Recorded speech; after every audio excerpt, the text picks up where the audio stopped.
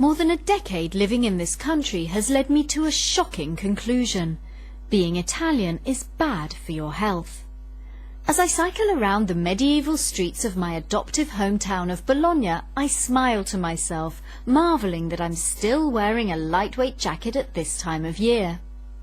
My Italian counterparts have their woolly scarves and quilted coats out and are rubbing their necks, complaining of my favourite mystery Italian malady, la cervicale. Soffro di cervicale. I suffer from cervicale, they tell me, making it sound particularly serious. Most people over the age of 30 seem to have the condition, but I'm still at a loss as to what exactly it is and how to translate it. I've looked it up in the dictionary and found cervical, an adjective referring to the cervical vertebrae, those little bones in the back of your neck. But as an ailment, there's simply no English translation. We don't have it. The British also don't seem to have the sort of exceptional knowledge of their own anatomy which Italians have.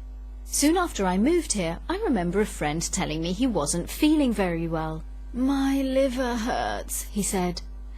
Now, I've since been assured by doctors that you can't actually feel your liver, but what really struck me was the fact that he knew where his liver was.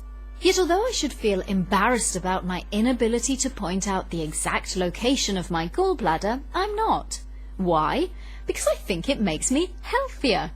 After years of first-hand experience of the delicate Italian constitution, I've come up with a theory about why we British are so much sturdier. If you can't name it, you can't suffer from it. If you don't know where it is, it can't hurt you. Among my Italian friends, I'm considered something of an immuno-superhuman. I can leave the gym sweaty to have my shower at home and not catch a chill en route.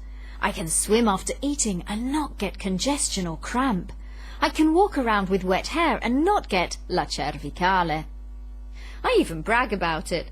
At restaurants I'll say, "Let me sit in the draft, I'll be fine. I'm English." I ran my theory by a Sicilian psychoanalyst and he says I have a point. For example, we don't have a term for a colpo d'aria. It literally translates as a hit of air, and it seems to be incredibly dangerous for Italians. To avoid getting a colpo d'aria until at least April, they should never go out without wearing a woolen vest known as a maglia della salute, a shirt of health. British mums hold their kids' jackets so they won't get hot and sweaty while they run around and play. In contrast, the parks here are filled with pint-sized quilted Michelin men, zipped up to their noses to stop the air getting in and hitting them. Italians are brought up to be afraid of these health risks, while our ignorance of their very existence makes us strong and fearless. But last week I experienced a moment of panic. I woke up feeling weak and nauseous. What if years in the country had changed my constitution and I too was suffering from another common Italian health hazard, the change of season? Later that day I bumped into a neighbour. "Oh," she said, looking concerned. "I went to the doctor yesterday and he told me there's a 48-hour stomach flu going around." Then her face brightened up.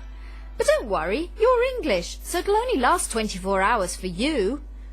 And suddenly, superhuman status restored, I felt a whole lot better.